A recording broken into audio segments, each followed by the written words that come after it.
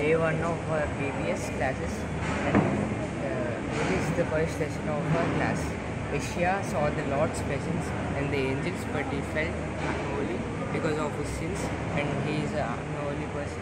So an angel came to him and kept burning coal to his mouth, and he felt holy from then and started preaching from then.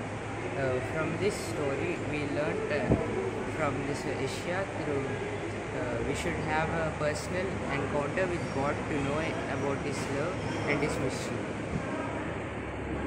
The angels call the Lord Holy, Holy, Holy. He is the Lord of heaven's armies. The whole earth is filled with His glory. The second chapter of our lesson is the Old Testament. It is written by the scholars and dictated by the God.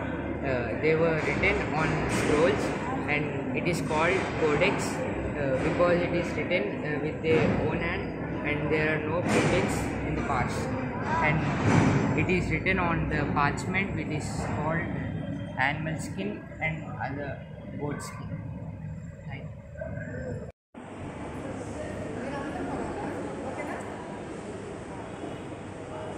ఈ రోజు నుంచి EPS last day అనమాట. మరి ఈ పిల్లలందరూ union champion నుంచి వచ్చారు. మరి 2 క్లాసులు డివైడ్ చేసి మేము ఈ క్లాసులు నేను తీసుకున్నాను. ఈ క్లాస్ యొక్క బాధ్యత అంతా కూడా